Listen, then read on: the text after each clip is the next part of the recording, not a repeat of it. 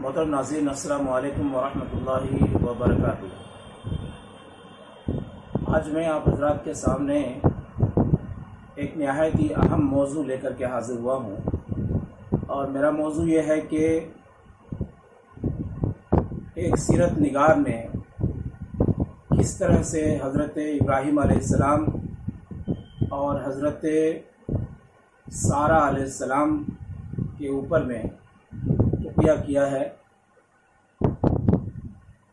उनकी इज़्ज़त और असमत को तार-तार किया है और एक वाक़े के ज़रिए से जिसका कोई हवाला नहीं है, जिसकी पुष्ट पर कोई दलील नहीं है, इस्लाम की शबीह को मलियामेट करने की कोशिश की है। मेरे सामने एक किताब है और इस किताब का नाम अर्रहीकुल मख्तूम है। इसके मुसन्निफ़ मौलाना सफ़ीउर रहमान मुबारकपुरी रहमतुल्लाह अलैह हैं, जो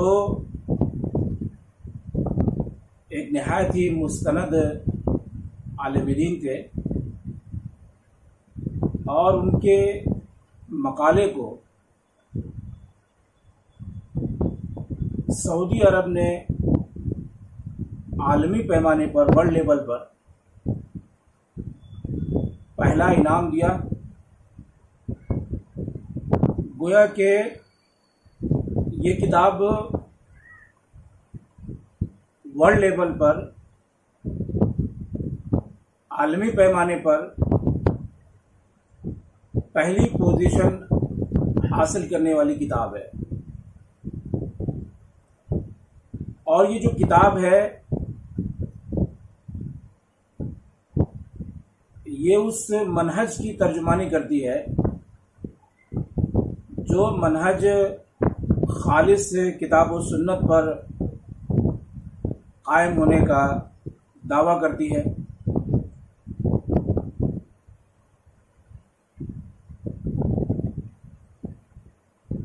मैंने जब इस किताब को पढ़ना शुरू किया तो मेरे सामने में जो एक वाक़या आया, उस वाक़े ने मुझे झंझोड़ कर रख दिया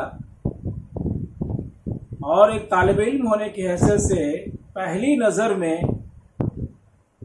मेरे जहन में ये सवाल पैदा हुआ, बल्कि शक पैदा हुआ कि ये वाक़या बिल्कुल झूठा है। इस वाक़े का हकीकत से कोई ताल्लुक़ नहीं। फिर मैंने इसका हवाला तलाश किया तो मैंने देखा कि मौलाना ने इस किताब में हवाला भी दिया है। हवाला है सही बुखारी किताबुल अंबिया जिल्द नंबर 1 सफ़ा 474 और 475।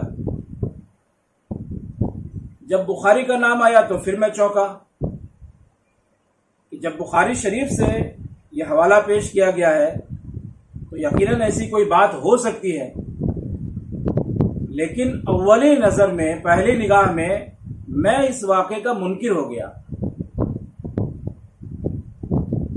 फिर मैंने ये तलाशना शुरू किया कि मौलाना ने यह हवाला जहां से लिया है उस किताब को पढ़ा जाए।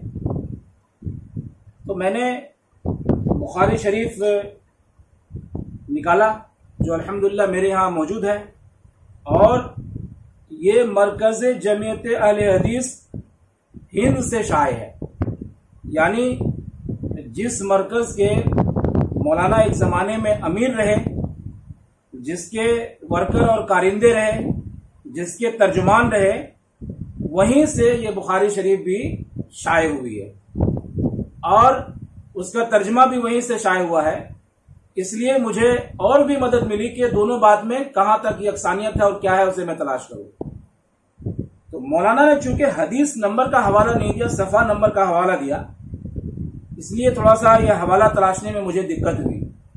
लेकिन वो हदीस मुझे मिल गई, चूंकि उन्होंने किताबुल अंबिया का हवाला दिया है।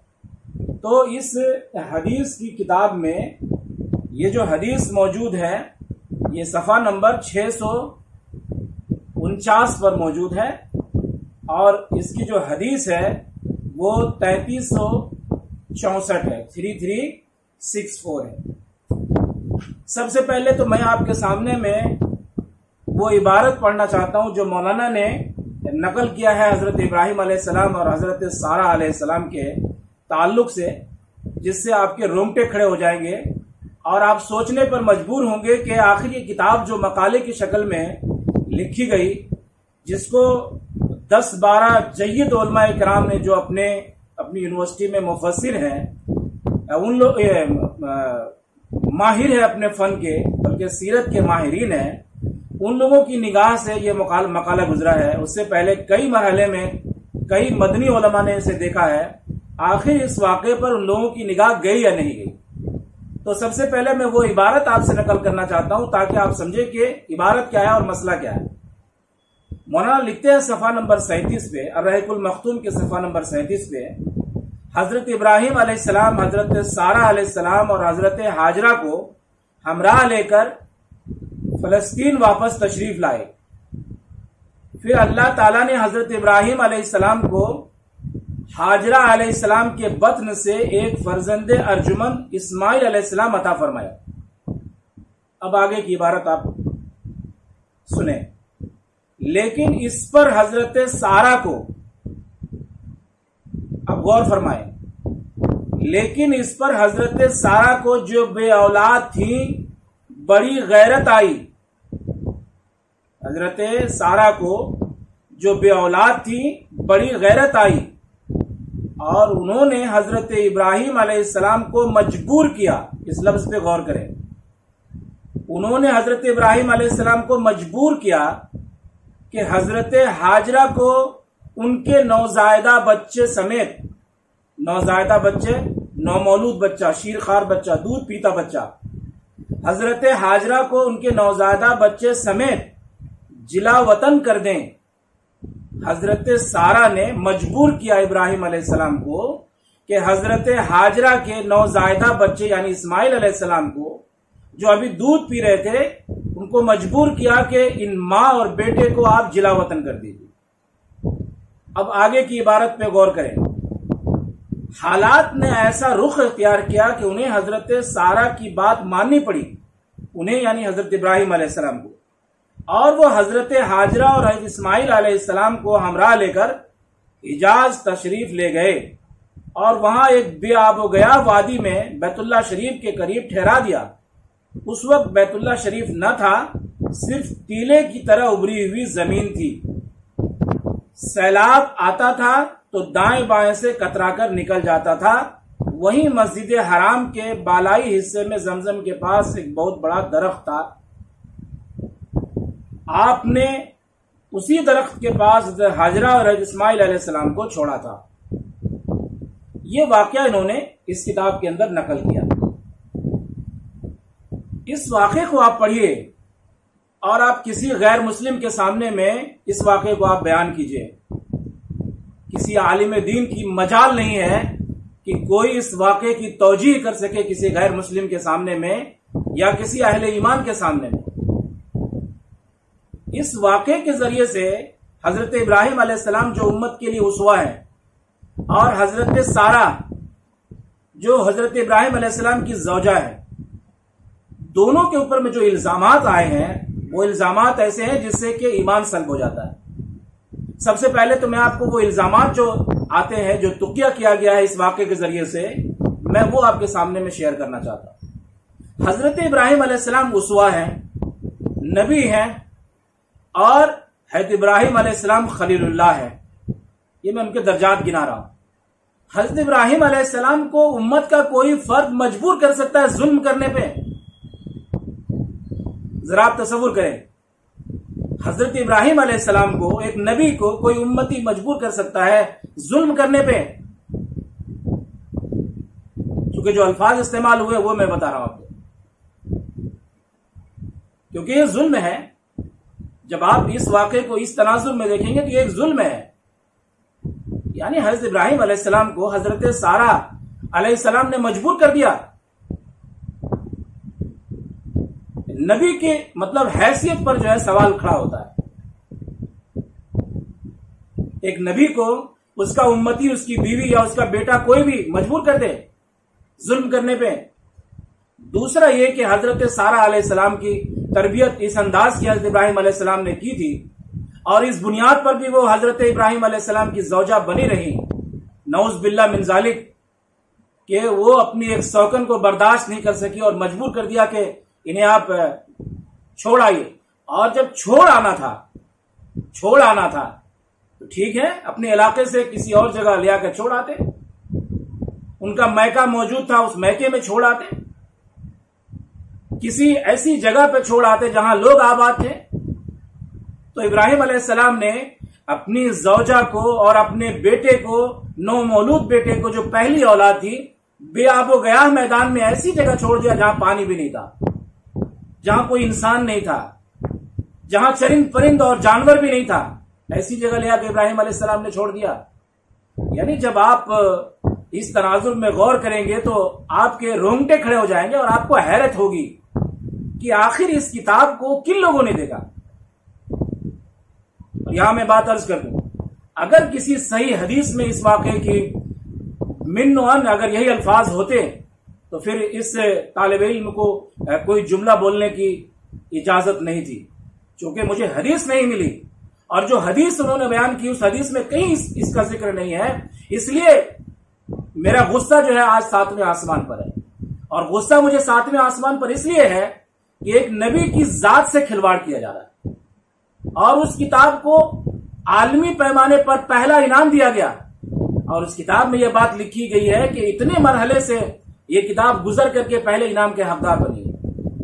अब जो वाकया है हदीस शरीफ के अंदर में, जहां से इन्होंने हवाला लिया और इस वाकये को नकल किया है, मैं वो इबारत आपसे नकल करना चाहता हूं। मिन्नौन ये किताब हदीस है, हदीस किताब है, मिन्नौन वही तर्जुमा मैं आपके सामने में रखना चाहता हूं।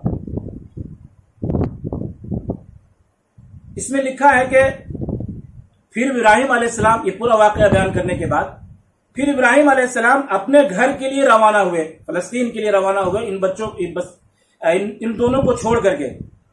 उस वक्त इस्माइल अलैहिस्सलाम की वालिदा उनके पीछे पीछे आई। हदीस के अल्फाज पे गौर करें। उस वक्त इस्माइल अलैहिस्सलाम की वालिदा उनके पीछे पीछे आई और कहा कि ए इब्राहिम, इस खुश्क जंगल में जहां कोई भी आदमी और कोई भी चीज मौजूद नहीं, आप हमें छोड़कर कहां जा रहे हैं? उन्होंने कई दफा इस बात को दोहराया। जाहिर सी बात है, एक औरत है, वहां इंसान नाम की कोई चीज नहीं है, कोई आबादी नहीं है, पानी नहीं है, खाने पीने की चीज नहीं है, बस एक मशकीजा जिसमें पानी और कुछ खजूरें, इसे छोड़ करके इब्राहिम अलैहिस्सलाम जा रहे थे इस खुश्क जंगल में जहां कोई आदमी और कोई भी चीज मौजूद नहीं, आप हमें छोड़कर कहां जा रहे हैं? उन्होंने कई दफा इस बात को दोहराया, लेकिन इब्राहिम अलैहिस्सलाम उनकी तरफ देखते नहीं थे। इब्राहिम अलैहिस्सलाम ने मुड़ के भी नहीं देखा कि हजरत हाजरा उनसे क्या कह रही है, मुड़ के भी नहीं देखा और बार बार वो इस जुमले को दोहरा रही है। आखिर हाजरा अलैहिस्सलाम ने पूछा कि क्या अल्लाह ताला ने आपको इसका हुक्म दिया? क्या अल्लाह ताला ने आपको इसका हुक्म दिया? इब्राहिम अलैहिस्सलाम ने फरमाया कि हां। हजरत हाजरा अलैहिस्सलाम ने आखिर में जब ये देखा कि इब्राहिम अलैहिस्सलाम कोई नोटिस नहीं ले रहे, तो उन्होंने सवाल किया, क्या अल्लाह ताला ने आपको इसका हुक्म दिया है? इब्राहिम अलैहिस्सलाम ने फरमाया कि हां। इस पर हाजरा अलैहिस्सलाम बोल उठी कि फिर अल्लाह ताला हमारी हिफाजत करेगा और वो हमको हलाक नहीं करेगा। भाई, हवाला जो लोग जहां से लेते हैं, हदीस की किताबों में लेते हैं, तो क्या जहां पर अपनी बात मिलती है वहीं से हवाला लेते हैं कि नीचे भी पढ़ते हैं? मैंने नकल किया हदीस की इबारत को और इससे साफ जाहिर हो रहा है कि हजरत सारा के बहकाने पर, उकसाने पर और उनको मजबूर करने पर नऊज़ बिल्लाह मिन ज़ालिक इब्राहिम अलैहिस्सलाम ने यह फैसला नहीं लिया था, बल्कि यह फैसला अल्लाह तबारक व तआला ने अल्लाह के हुक्म से लिया था। यह अल्लाह का हुक्म था कि अपनी इस नौजायदा औलाद को और अपनी इस बीवी को ले जाकर के खाना काबा के बगल में छोड़ आओ, मैं उसकी हिफाजत करूंगा। तो इब्राहिम अलैहिस्सलाम निकले और वहां छोड़ आए। एक सिंपल सी बात थी और उसके लिए इतनी मजबूत दलील मौजूद थी लेकिन इसके बावजूद इस पूरी हदीस की अनदेखी करते हुए, इसको छोड़ते हुए जो इल्जाम मौलाना ने इस किताब के जरिए से और राब्ता आलिम इस्लाम के जरिए से जो पूरी दुनिया के मुसलमानों को तकलीफ पहुंचाने का जो काम किया है और अल्लाह के नबी की छवि को बिगाड़ने का जो काम किया है, वो बहुत ही हैरतनाक, बहुत अफसोसनाक है।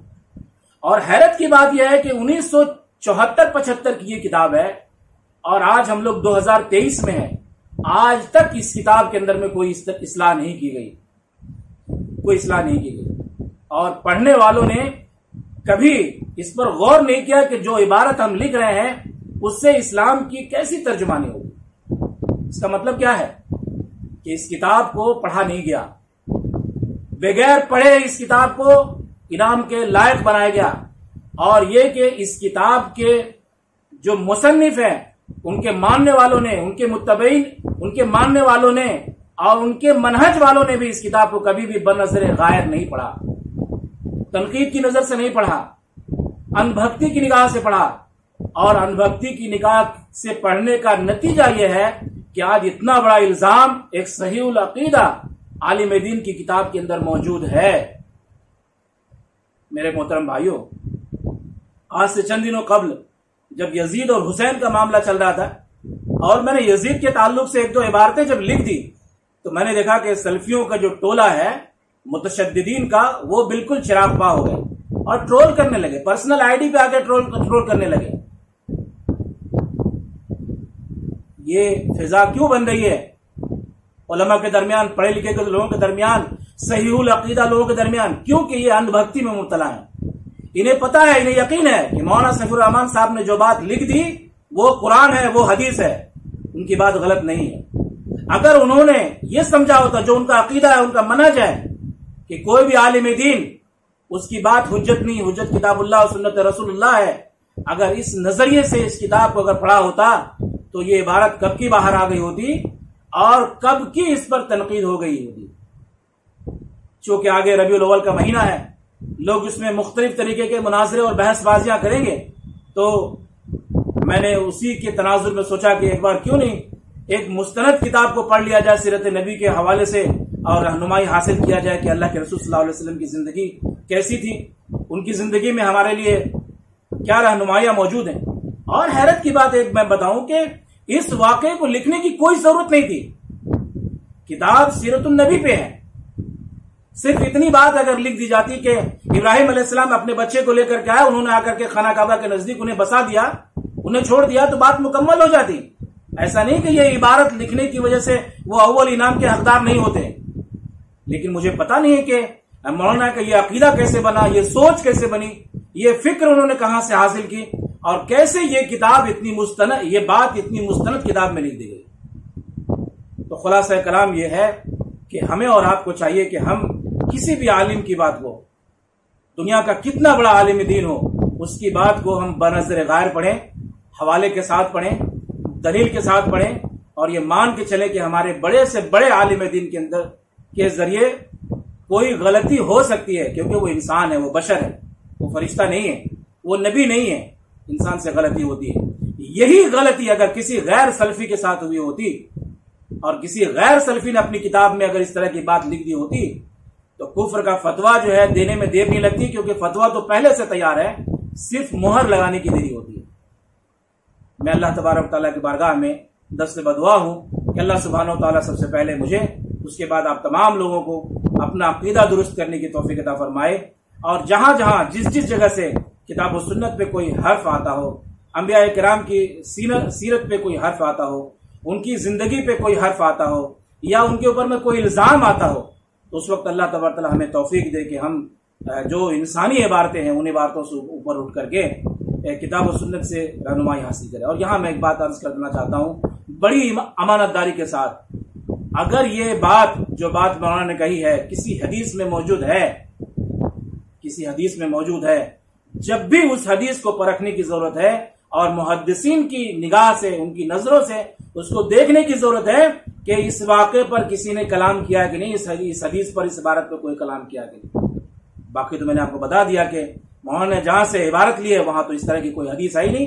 मौलाना ने सरासर झूठ बोला है, मौलाना से किस्ब हुआ है, मौलाना से सह हुआ है, मौलाना से बिल्कुल समझिए कि यह इबारत उनकी निगाह में आई ही नहीं, और मौलाना से एक ऐसी गलती हो गई जिस पर जो है वजाहत की जरूरत है और जिस पे इस्लाह की जरूरत है। अल्लाह तबारक व तआला मौलाना के दर्जात को बुलंद फरमाए, क्योंकि उन्होंने जानबूझ करके यह गलती नहीं की होगी, मुझे पूरा यकीन है। ये बात कहीं से आ रही होगी, मौलाना ने रवानी मुझको लिख दिया, बस अफसोस इस बात का है कि उस पर कोई तहकीक आज तक नहीं हुई। अल्लाह तबारक व तआला हमें और आपको इसकी तौफीक अता फरमाए। जज़ाकुमुल्लाहु खैर।